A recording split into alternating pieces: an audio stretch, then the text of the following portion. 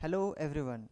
तो हम लोगों ने लास्ट क्लासेस में अभी तक जो एंशिएंट हिस्ट्री है उसको हम अकॉर्डिंगली क्रोनोलॉजी के अकॉर्डिंगली हम लोग आते जा रहे हैं। और अभी हम स्टार्ट करने वाले हैं वैदिक पीरियड। इससे पहले हम लोगों ने आईवीसी देखा था, उसके बाद कैल्कोलिथिक देखा था, फिर अब वैदिक पीरियड देखने वाले हैं। अभी वैदिक पीरियड की बात करें तो वैदिक पीरियड जो है इसका टाइमलाइन स्टार्ट होता है 1500 बीसी टू 500 बीसी। अभी वैदिक एरा जो है, वैदिक पीरियड जो है, इसको टू पार्ट्स में डिवाइड किया गया है, early Vedic period and later Vedic period. जैसा कि आप यहाँ पे देख सकते हैं, अर्ली वैदिक पीरियड और letter Vedic period. Early Vedic period का जो टाइमलाइन है वो टाइमलाइन है 1500 टू 1000 बीसी, और जो लेटर वैदिक का पीरियड है वो है 1000 बीसी टू 500 बीसी। इसका जो डिस्ट्रीब्यूशन हुआ है, या तो इसको जो सेपरेट किया गया है, इसका एक रीज़न है क्या, इस टाइम पे 1000 बीसी के टाइम पे आयरन का डिस्कवरी हुआ था। इसी के बेसिस पे अर्ली वैदिक एंड लेटर वैदिक को डिवाइड किया गया है टू पार्ट्स में। सो हम देखते हैं early Vedic period. Early Vedic period में जनरली अर्ली वैदिक पीरियड कब से स्टार्ट होता है? जब से इंडिया में आर्यंस का इमरजेंस होता है, जब आर्यंस यहाँ पे आते हैं उसके बाद से ही वैदिक एरा स्टार्ट होता है। तो सबसे पहले हम देखते हैं एडवेंट ऑफ आर्यंस, आर्यंस का उदय या आर्यंस का यहाँ पे आना। तो आर्यंस क्या है? आर्यंस मीन्स होता है एक लिंग्विस्टिक कम्युनिटी, मतलब कोई भी कम्युनिटी है या जो कोई ग्रुप है उसका एक कॉमन लैंग्वेज को आर्यंस बोला जाता था। मतलब वो जो भी लोग आए हुए थे आर्यंस, उन सभी के बीच में एक ही कॉमन चीज़ था, और वो सभी का लैंग्वेज जो था वो सेम था। ठीक है। और उनका क्या था, वो नोमैडिक थे, पेस्टोलिस्ट थे, मतलब वो चरवाहे थे। उनके पास बहुत सारे कैटल्स रहते थे, उनका वेल्थ जो था वो कैटल से था, पशुपालन करते थे। Aryans defeated indigenous people of the India because of the advanced defence system. जो आर्यंस थे वो यहाँ के इंडिजिनियस पीपल्स जो थे, क्योंकि वो लोग तो बाहर से आए हुए थे आर्यंस, तो यहाँ के जो लोकल लोग थे, इंडिजीनियस मतलब जो यहाँ के रहने वाले थे, जो लोकल लोग थे, उन लोगों को डिफीट किया। कैसे? क्योंकि उन लोगों के पास एडवांस्ड हथियार थे उस टाइम के कंपैरेटिवली। जैसे कि उन लोगों के पास क्या थे, हॉर्स ड्राइवन चैरियट, मतलब उन लोगों के पास रथ थे जो घोड़े से चलते थे। फिर उन लोगों के पास हेलमेट थे, इस टाइप का हेलमेट, मेल कोट्स, इस टाइप का मेल कोट्स, उन लोगों के पास शील्ड था, एडवांस्ड हथियार थे। ठीक है, जो कि इंडिजीनियस पीपल्स के पास ऐसे नहीं थे। तो जिसकी वजह से ये थोड़ा सा इन लोगों को बेनिफिट्स मिला और ये उन लोगों को ईजिली डिफीट करती है। Disputes among the scholars about the origin home of Aryans.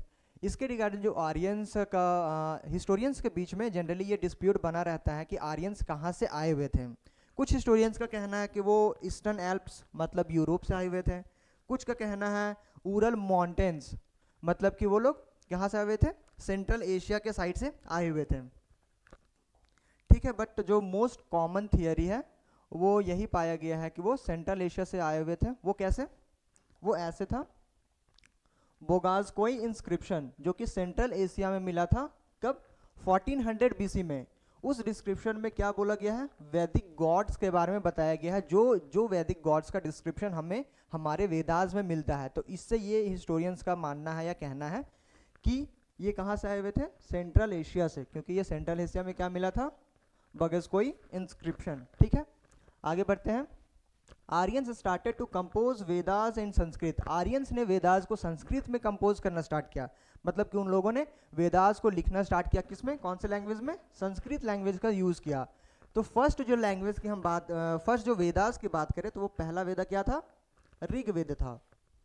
ठीक है, ऋग्वेद में क्या है, preachings of all this Vedas in the oral tradition और इन द श्रुति फॉर्म। जो भी वेदास पढ़ाए जाते थे उस टाइम पे, वो सारे के सारे वेदास क्या होते थे, ओरल फॉर्म में होते थे। मतलब ओरल फॉर्म में, जैसे कि मैं आपको पढ़ा रहा हूँ ऐसे लिख के, या तो फिर कुछ याद करवा रहा हूँ तो आपको ये नोट्स प्रोवाइड किया जा रहा है। ठीक है, बट उस टाइम पे क्या होता था, जो भी वो लोग गेन करते थे नॉलेज, वो बाय द ओरल फॉर्म में, मतलब कि कुछ पोएम्स हो गया या कुछ स्लोगन्स हो गया, उसको सिर्फ ऐसे ही जो टीचर्स रहते थे वो बोल देते थे और वो लोग ऐसे रट लेते थे ओरली, ओरल फॉर्म में, जिसको कि ट्रेडिशनल फॉर्म भी कहते हैं। ठीक है, तो बेसिकली इस वाले जो अर्ली वैदिक पीरियड है, अर्ली वैदिक पीरियड को हम दूसरे नाम से बोलते हैं ऋग्वैदिक पीरियड। तो अर्ली वैदिक पीरियड के बारे में हम देखते हैं। Early Vedic period, Aryans settled at the same place where Harappan civilization was located. Aryans उसी प्लेस में थे जहाँ पे हड़प्पन लोग थे, ठीक है, हड़प्पन जहाँ पे पहले सेटल थे वहीं पे आर्यंस भी सेटल हुए। तो इससे ये भी हम लोग जो हड़प्पा के डिक्लाइन थियरी में पढ़े थे, क्या था, एडवेंट ऑफ आर्यंस भी इनके डिक्लाइन का एक रीज़न है। क्यों माना गया था, क्योंकि ये भी वहीं पे सेटल थे जहाँ पे हड़प्पन लोग सेटल हुआ करते थे। अभी इसमें हम दूसरा पॉइंट देखते हैं। Only 2 to 7 mandalas were compose during Rig Veda and the mandalas 1, 8, 9 and 10 were composed in the later Vedic period. मतलब कि जो अर्ली वैदिक या जो ऋग वेद था, ऋग वेद में सिर्फ 2 से लेकर 7 मंडला ही लिखे गए थे ऋग वेद में, ठीक है, कब, अर्ली वैदिक पीरियड में। बट जो मंडला 1, 8, 9 एंड 10 ये कब ऐड किए गए थे, ये ऐड किए गए थे लेटर वैदिक में। अब आप बोलेंगे कि 1 से ही तो स्टार्ट होता है ना कोई चीज़, फिर 1 को बाद में कैसे ऐड किया गया। जैसे कि अगर हम एग्जाम्पल के तौर पे देखें तो हमारा जो कॉन्स्टिट्यूशन है वो कॉन्स्टिट्यूशन तो हमारा बन के रेडी था पहले से, बट उसमें जो प्रियम्बल है, प्रियम्बल को हम लोगों ने बाद में ऐड किया। और अगर आप कॉन्स्टिट्यूशन की बुक अगर ओपन करें तो सबसे पहले आप लोगों को प्रियम्बल मिलेगा, है ना। तो बस उसी टाइप का कुछ है। जो 1 मंडला है, मंडला 1 वो बाद में ऐड किया गया। तो इसके रिगार्डिंग हम कुछ देखते हैं। जो ऋग वेद है, ऋग वेद में टोटल क्या है, 10 चैप्टर्स हैं। 10 चैप्टर्स, या तो इसे हम मंडला भी बोलते हैं, जो कि अभी हम मंडला बोल रहे हैं उस टाइम से, ठीक है।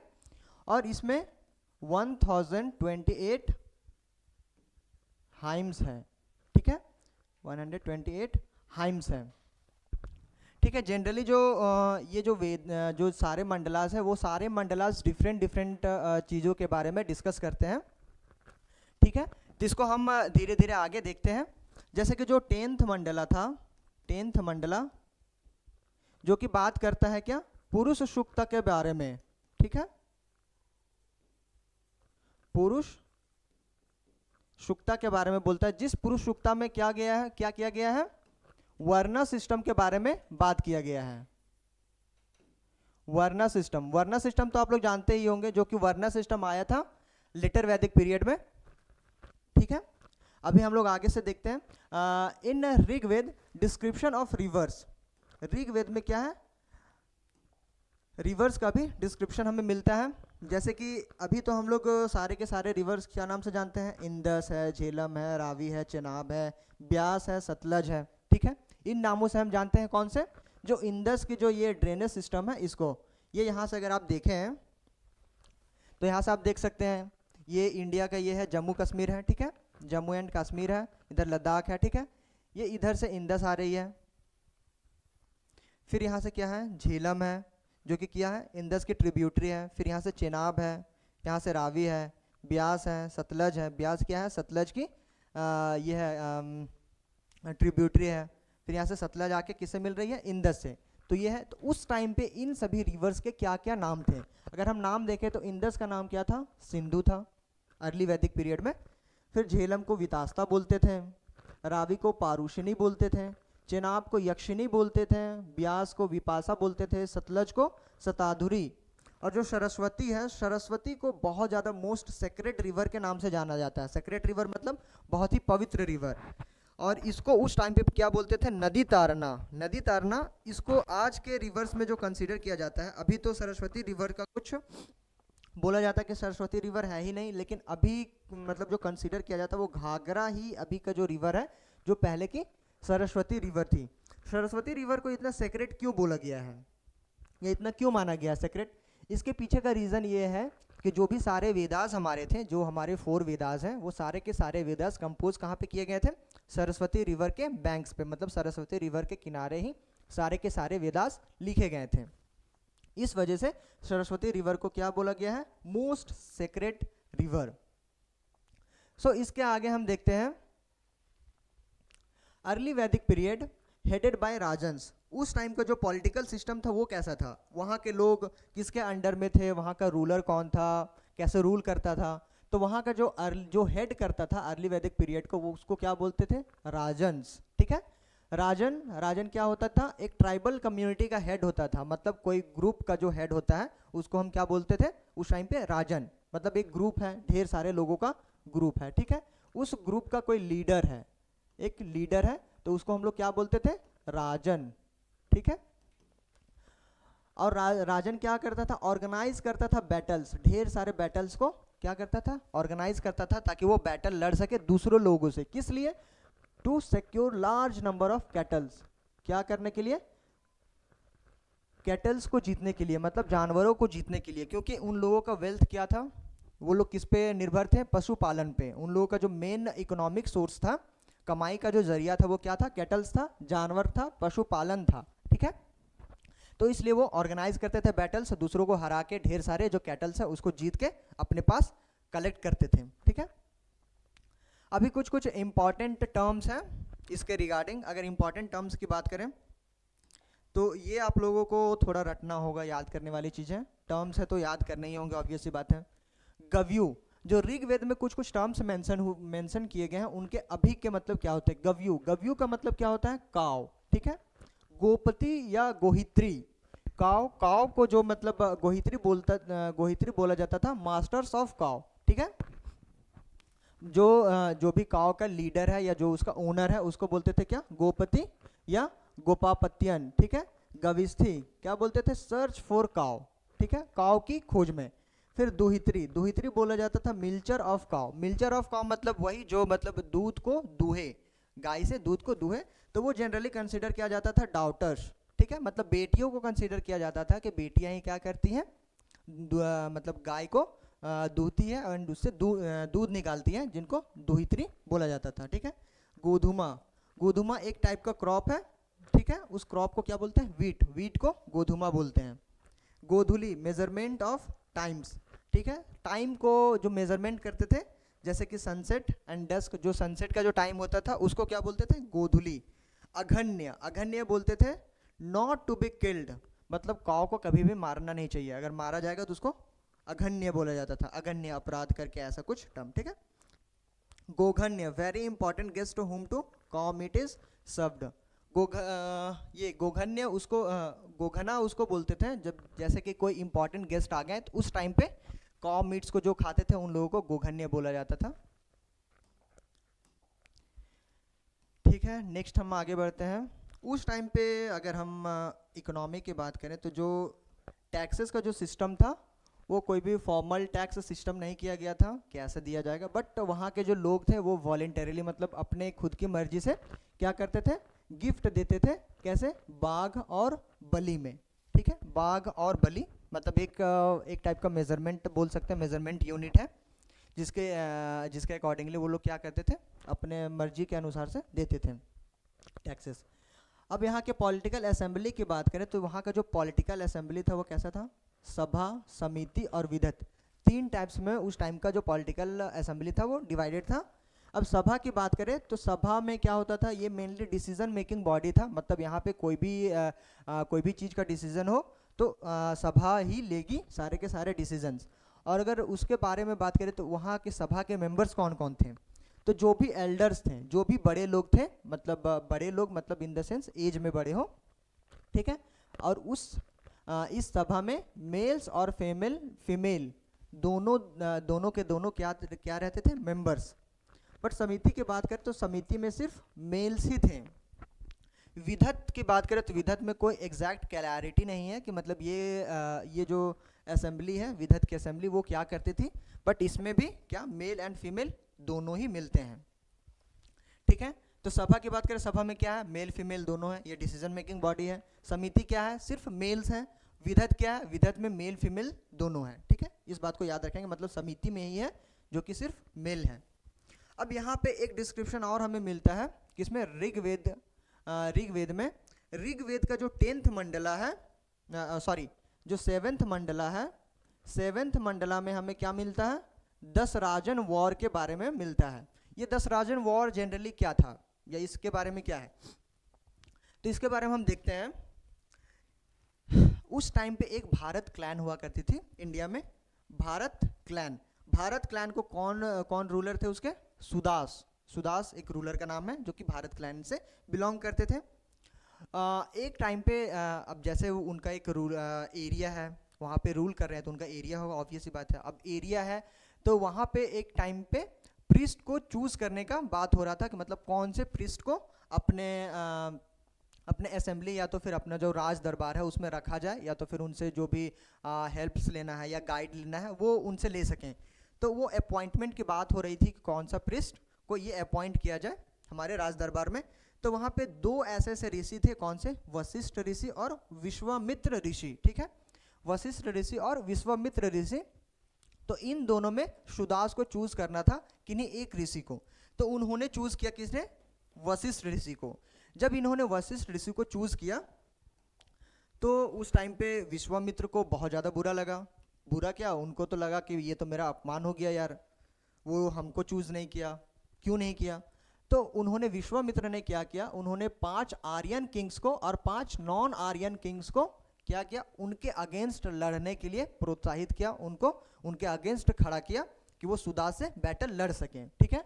कितने? 5 आर्यंस और 5 नॉन आर्यंस किंग को, और उनके बीच में क्या हुआ, बैटल फॉट हुआ। कहाँ पे? पारुशनी रिवर के किनारे, ठीक है, पारुशनी रिवर के किनारे। और उसमें जो 10 राजन वॉर, जो 10 राजन वॉर थे, मतलब ये जो 5 और 5 क्या हो गए? 10, ठीक है। तो इन 10 को क्या बोला गया? 10 राजन, मतलब 10 राजन क्या हुए? डिफीट हुए बहुत ही बुरे तरीके से, ठीक है। और उसके बाद जो सुदास का एरिया था, सुदास का एरिया तो चारों तरफ फिर फैल गया, जितने भी जो भी ये 10 राजन्स थे उनका जो भी एरिया था वो तो सारे के सारे इसके अंदर में आ गया था, सुदास के अंडर में। तो और सुदास का क्या था? क्लैन का नाम भारत क्लैन। तो उसके बाद से ही भारत क्लैन के नाम से ही क्या पड़ा? उनका पूरा एरिया का नाम भारतवर्ष पड़ गया, ठीक है। ये था सारा का सारा क्या 10 राजन वार का स्टोरी। फिर देखते हैं उसके सोसाइटी का ऐसा था, वैदिक सोसाइटी, अर्ली वैदिक का सोसाइटी। तो society was organized on gram vish kul, ठीक है। ग्राम विश कुल में ग्राम को बोलते हैं कम्युनिटी, मतलब कोई ग्रुप, विश को बोलते हैं क्लैन, जैसे हम लोगों ने भी क्लैन एक देखा, भारत क्लैन, ठीक है। कुल को क्या बोलते हैं? फैमिली जनरली हेड किया जाता था किससे? कुलपा, मतलब जो भी हेड ऑफ द फैमिली है, हेड ऑफ द फैमिली, मतलब head of the family generally वो कौन रहता है हमारे घर में? हेड ऑफ द फैमिली जो भी एल्डर है, ठीक है, मतलब जो ओल्डेस्ट पर्सन है वो। जैसे हमारे घर में जनरली क्या होते हैं? दादाजी ही रहते हैं ना हमारे घर के हेड, दादाजी नहीं है तो पिताजी, ठीक है। फिर देखते हैं यहाँ पे society was patriarchal in nature. जो वहाँ का सोसाइटी था वो पेट्रियार्कल था, मतलब पेट्रियार्कल मतलब पितरात्मिक सत्ता वाला सोसाइटी था। बट वुमेन्स को वहाँ पे हाईली रिस्पेक्ट किया जाता था सोसाइटी में, मतलब वुमेन्स वहाँ पे इन्फीरियर नहीं थी, उन लोगों के पास में बहुत सारे राइट्स थे। जैसे कि एग्जाम्पल में कुछ देख लें तो लोपामुद्रा जो कि वाइफ थी अगस्त्या की, ये फीमेल सेक थी, मतलब फीमेल ऋषि थी, जो कि काफ़ी ये थी क्या बोलते हैं, काफ़ी पढ़ी लिखी थी, काफ़ी इनके पास नॉलेज था। वैसे ही गर्गी हैं, अपाला है, ठीक है।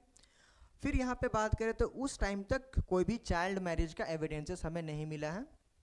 फिर अगर सोसाइटी में बहुत सारे मैरिज सिस्टम को फॉलो किया जाता था, जैसे कि पॉलीगेमी की बात कर लें। पॉलीगेमी मतलब वैसा शादी जिसमें कि क्या हो, हस्बैंड एक ही हो, ठीक है, हस्बैंड एक ही हो, बट उस हस्बैंड के कितने, एक से ज़्यादा वाइफ्स हो, उनको क्या बोलते हैं?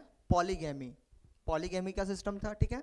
मोनोएंड्री मतलब वाइफ एक है, मतलब जो फीमेल है उसकी सिर्फ एक ही हस्बैंड रहेगा, ठीक है। बट किसी प्लेसेस में हमें क्या मिला है?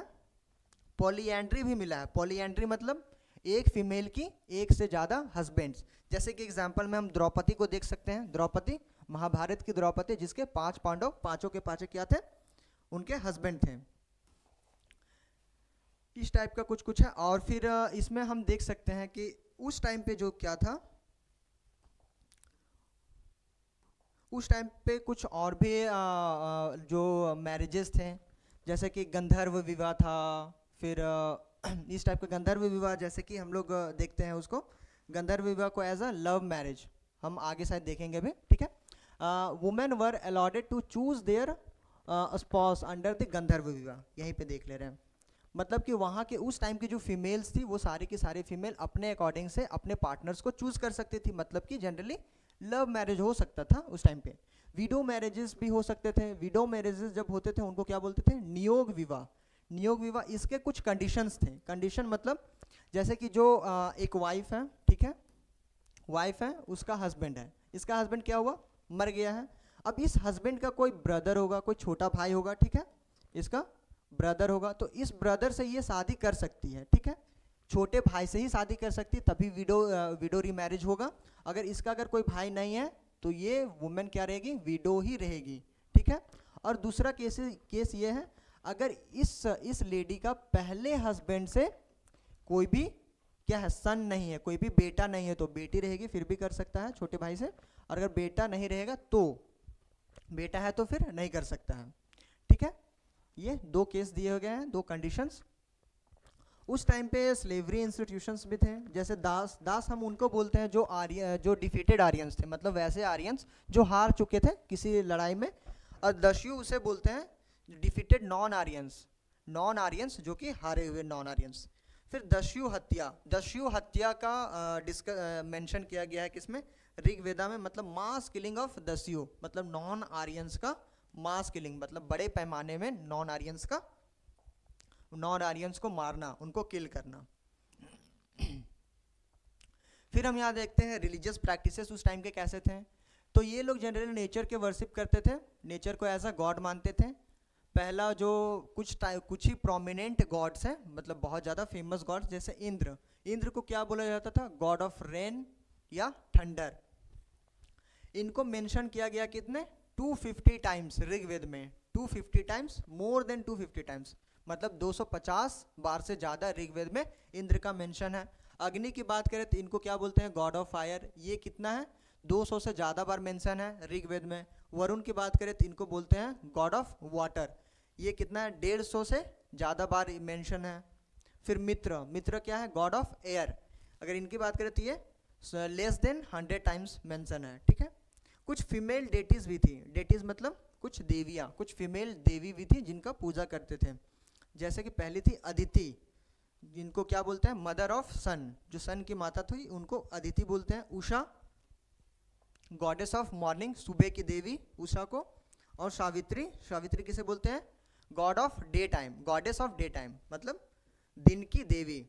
विश्वामित्र ने कंपोज किया था क्या, गायत्री मंत्र को कंपोज किया था विश्वामित्र ने, और वो मेंशन है 3rd मंडला में। ये कुछ फैक्ट है। अभी ये यहाँ पे कंप्लीट होता है हमारा ऋग्वेद। कुछ प्रैक्टिस क्वेश्चंस है, जैसे कि देख लेते हैं। Which mandala are called the later mandala in Rigveda, कौन कौन से ऐसे मंडला थे जो लेटर वैदिक में ऐड किए गए थे, मतलब अर्ली वैदिक में वो नहीं थे। तो हम लोगों ने अभी देखा 2 तो था, पहले से था, ठीक है, 2 पहले से था, क्या हुआ, 2 पहले से था, 4 भी पहले से था, 7 भी, मतलब 2 to 7 हम लोगों के पास पहले से था। तो ये सारे के सारे थे, मतलब ये सारे आंसर्स नहीं होंगे, ठीक है। ऐड किया गया था 1, ऐड किया गया था 8, 9 और 10, तो क्या क्या बताया गया 1 and 10, तो option D. Who among the following is the author of the 3rd Mandla of the Rigveda, 3rd Mandla के ऑर्थर कौन थे। अभी हम लोग जो ने जस्ट इससे पहले देखा, विश्वामित्र जो थे उन्होंने क्या किया था, गायत्री मंत्र लिखा था किसमें, 3rd मंडला में, ठीक है। फिर क्वेश्चन 3rd, गायत्री मंत्र इज डिस्क्राइब्ड इन विच मंडला, यही 3rd Mandla.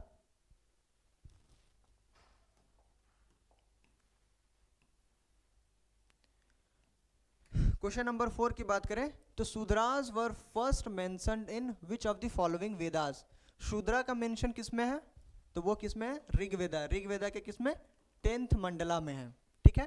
Question 5, which of the mandala of Rigveda battle of Dasharajan described, Dasharajan war जो था वो किस मंडला में डिस्क्राइब्ड था, अभी बताएं, 7th में था। फिर question number 6, how many times Indira mentioned in the Rigveda में इंद्र का मेंशन कितने बार किया गया है, तो मोर देन 250 टाइम्स, ठीक है, ऑप्शन बी।